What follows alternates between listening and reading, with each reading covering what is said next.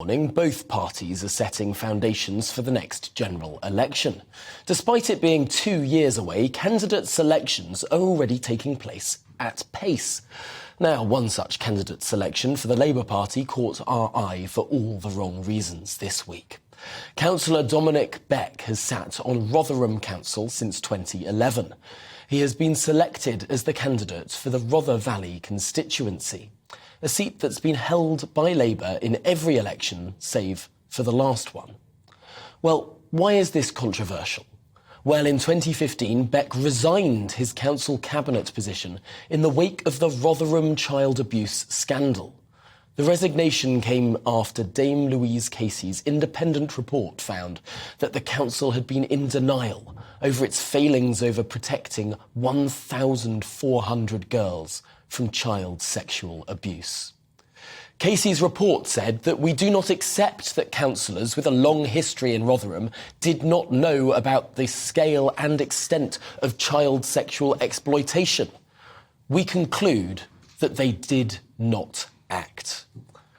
Well, GBNews has reached out to a commentator from the Labour Party, and a spokesman has said that the Labour Party takes the findings of the Jay and Casey reports incredibly seriously. The NEC took the necessary action at the time against officials implicated. Well, is this the extent of the story? Joining me now in the studio live is the broadcaster, commentator and documentary filmmaker Charlie Peters. And Charlie, just let's take a little step back and look at the context in which we're finding ourselves.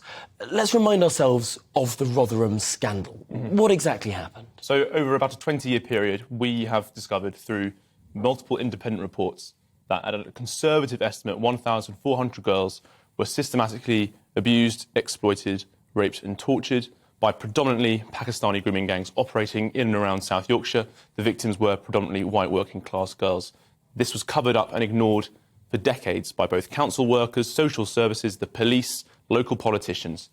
When the Times newspaper kind of blew the lid on this story, independent reports came in. There's been independent investigations ongoing by the National Crime Agency, which has since pushed up the number of estimated victims to 1,510. That number is growing. There are new convictions every year. And in light of this, I think there's a lot of concern, as you've mentioned, that this man, Dominic Beck, has been selected as a candidate while he was still operating in the council at the time of this scandal erupting. And the criticism here of those that were sitting on the council was that they were perhaps overly politically correct. They didn't want to be seen to target perhaps ethnic minorities. They didn't want to be seen to be stirring up racial prejudice, for example. This is a national crisis, and what we've seen in Rotherham, we've seen throughout the country. And the general consensus seems to be that there is a nervousness around race, which stifles conversation, stifles investigation. That is absolutely what happened in Rotherham. And another problem that we've also found, especially in Rotherham, but also around the country, is that they also take a very negative approach to looking at the victims. They treat them not as working-class girls, but as underclass girls. They look at them as not worthy of police attention, not worthy of support. They treat their stories as lies, and whenever they fall pregnant, they say it's their choice. They treat rapists as boyfriends. And so there has been a consistent pattern of denial and degradation of these victims, and a protection and a prioritisation of the feelings and the security of the perpetrators over those girls, which is a disgrace. Now, this individual that we're talking about today, not here to defend himself, of course, he may well say that he was only on the council for 4 years at the time of this scandal erupting, that he wasn't one of the people that had been around for the longest time, for that 20-year time of the scandal. Are we being too harsh here? I don't think so, because the main crisis we found in all of these places, Rotherham included, the pinnacle of the problem, has been a culture of silence. Now, it's no good to say, oh, I wasn't around for so long and I wasn't involved in the decision-making at the time. If you were in the council, you almost certainly knew what was going on. You almost certainly contributed to the culture of cover-up. And I think it's almost certain that Dominic Beck was part of this. He stood by.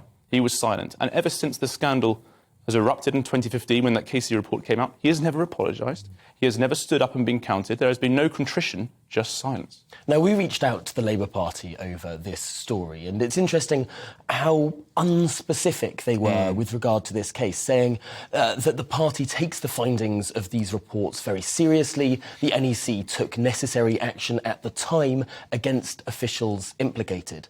That sort of sounds like it's all over. Is it? It absolutely is not. Now, GBNews has been investigating this scandal for the last year. I've been taken on as a documentary filmmaker to look into the national problem. Rotherham, as I've said, is at the heart of this crisis.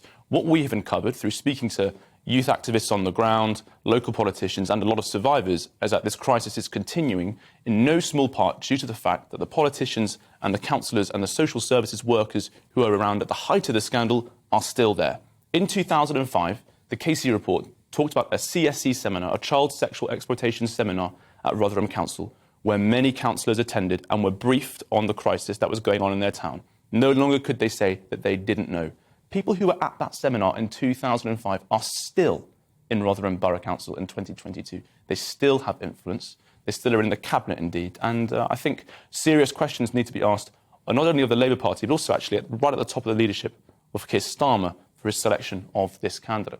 This is a really extraordinary story that does seem to go on and on and on. I think a lot of people will have thought that this is something that happened back in 2014, 2015, and sort of it's all been sorted. But you're suggesting that this is still going on in many, many towns across the country. GBNews has uncovered or visited up to 50 towns and cities where there are credible reports of grooming gangs that have taken place in the same kind of 20-year period.